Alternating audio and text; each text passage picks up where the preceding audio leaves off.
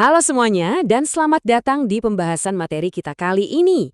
Hari ini kita bakal membedah tuntas sebuah panduan praktis tentang gimana caranya mengubah ide bisnis kreatif yang tadinya cuma sekedar coretan iseng di atas kertas menjadi sebuah kenyataan yang sukses besar. Siapkan diri kalian karena kita akan langsung terjun ke intinya. Coba jujur nih, kalian pasti pernah kan lagi nongkrong santai, terus tiba-tiba dapat ide brilian di kepala, dan langsung mikir, wah gila sih ini bisa jadi bisnis gede nih. Tapi, nggak lama setelah itu kalian langsung rasa bingung, kewalahan, dan blank soal dari mana harus mulainya. Tenang aja, kalian sama sekali nggak sendirian. Nyatanya, banyak banget ide hebat yang mati bahkan sebelum sempat diwujudkan. Ya cuma gara-gara nggak ada peta jalan yang jelas buat memulainya. Oke, biar kita satu frekuensi dulu nih. Apa sih sebenarnya ide usaha itu? Ide bisnis yang sejati itu bukan cuma sekedar pikiran liar yang baru, sama sekali bukan. Ide kalian wajib punya 3 karakteristik utama. Pertama, kreatif. Dia harus menciptakan sesuatu yang benar-benar beda dari yang udah ada di pasar. Kedua, inovatif. Ide tersebut harus dikembangkan jadi solusi nyata yang ada nilai gunanya. Dan yang paling penting, ketiga, bermanfaat. Harus ngasih dampak positif buat masyarakat luas. Intinya, sekedar baru aja nggak cukup. Ide kalian itu harus berguna dan secara fundamental emang bisa dieksekusi. Biar kita terarah, ini roadmap kita hari ini. Kita bakal mengawal ide kalian lewat 9 langkah yang dibagi ke dalam beberapa fase. Mulai dari apa itu ide inovatif, masuk ke fase temukan dan seleksi, lalu fase kembangkan dan uji, fase eksekusi dan evaluasi, sampai yang terakhir, kunci sukses dari ide bisnis itu sendiri. Yuk, langsung aja kita mulai dengan bagian pertama. Apa itu ide inovatif? Nah, ini dia. Ada sebuah cheat code alias jalan pintas pamungkas buat kalian ngehafal 9 langkah kewirausahaan. Coba ucapin pelan-pelan. M-A-I-C-P-U-A-P-P-E. Iya, saya tahu kedengarannya emang agak lucu dan aneh kan? Tapi percayalah kita bakal bongkar setiap huruf dari singkatan ini, dan ini bakal jadi senjata andalan biar kalian gak pernah kebingungan lagi harus mulai dari mana. Masuk ke tahap lahirnya ide kalian, fase 1, temukan dan seleksi. Kita bahas 3 huruf pertama dari cheat code kita. Gini, poin paling krusialnya adalah setiap perjalanan epik itu selalu diawali dengan ngeliat sebuah masalah. Ini huruf pertama kita, ma. Kalian tuh harus peka, cari tahu kesulitan apa sih yang ada di sekitar kalian. Dari masalah itu, kita masuk ke langkah kedua, I, yaitu ide. Lakukan brainstorming solusi dengan memperhatiin tren. Terus, di langkah ketiga, C, alias seleksi. Di sini kalian harus super tega menyeleksi ide-ide tadi dan cuma milih satu yang potensi pasarnya paling kuat. Biar gampang ngebayanginnya, misal nih, kalian ngelihat tumpukan sampah plastik yang makin parah. Nah, dari brainstorming bisa aja lahir ide bikin sedotan bambu atau tas ramah lingkungan.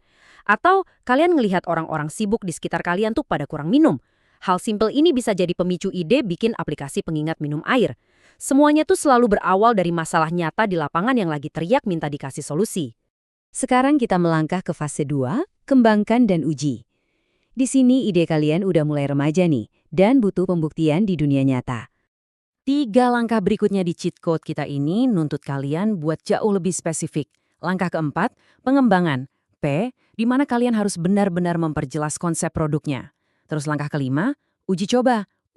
Jangan cuma dibayangin aja, bikin contoh aslinya atau prototipe, terus minta masukan dari orang-orang buat nyari di mana kekurangannya. Terakhir langkah keenam, analisis. A, kita harus hitung kelayakan bisnis aslinya. Coba kita masukin konsep tas limbah plastik tadi ke proses ini.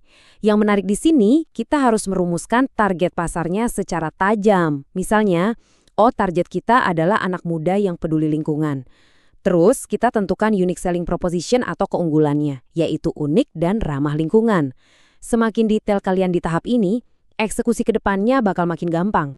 Nah, pas lagi nganalisis kelayakan, selalu ingat rumus matematika super simple tapi luar biasa powerful ini. Untung versus biaya.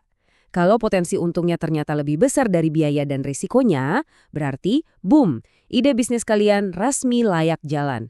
Jangan pernah maksain melangkah lebih jauh kalau hitungan dasar ini aja belum bisa dibuktiin ya. Lanjut ke masa pendewasaan ide kalian. Fase 3, eksekusi dan evaluasi, di mana rencana matang kalian akhirnya meluncur ke pasar. 3 langkah terakhir kita ini adalah aksi nyata yang sesungguhnya. Langkah ke-7, perencanaan. P buat proses produksi dan marketingnya. Kalau udah matang, sikat ke langkah ke-8, pelaksanaan. Mulai bikin barangnya, kencengin promosi, dan lakuin penjualan beneran. Tapi ingat, kerjaan belum selesai. Langkah ke-9, evaluasi. Kalian harus terus menilai kinerja bisnis kalian buat ningkatin kualitas atau nama varian produk yang baru. Praktiknya di lapangan kayak gimana sih? Ya, misalnya, kalian masang harga yang emang affordable buat target pasar kalian. Terus, gas jualan pakai media sosial. Dan di bagian evaluasi, kalian benar-benar harus nurunin ego dan dengerin keluhan maupun masukan dari customer kalian. Jadikan itu sebagai fondasi utama buat ngembangin bisnis kalian ke depannya. Terakhir, kita masuk ke bagian kelima. Kunci sukses ide bisnis untuk memastikan sistem 9 langkah tadi berjalan dalam jangka panjang. Biar kerangka tadi ngasilin kesuksesan, ide kalian wajib mencentang 5 hal ini. Harus bermanfaat, unik biar beda dari yang lain, bisa dijalankan, jadi bukan cuma mimpi fiksi ilmiah ya, terus menguntungkan dan berkelanjutan. 5 hal ini yang jadi bukti kalau ide kalian itu bukan sekedar tren musiman doang, tapi emang bisnis yang matang dan berumur panjang. Coba deh lihat di sekitar kita. Bisnis minuman herbal dengan kemasan modern estetik, makanan sehat kekinian yang rasanya tetap enak, atau jasa kayak desain dan video editing. Mereka semua ini bisa tumbuh gede karena nerapin kerangka kerja yang persis sama untuk memecahkan masalah nyata dengan cara yang berkelanjutan. Dan sebagai penutup dari pembahasan kita kali ini, saya mau ngasih satu tantangan buat kalian. Abis ini, coba deh keluar bentar, lihat sekeliling kalian, dan tanya ke diri sendiri. Masalah apa yang mau saya pecahkan hari ini? Dunia di luar sana itu lagi nungguin solusi dari kalian. Terima kasih udah gabung di pembahasan materi kita, teruslah mencari ide, dan sampai jumpa di analisis materi selanjutnya.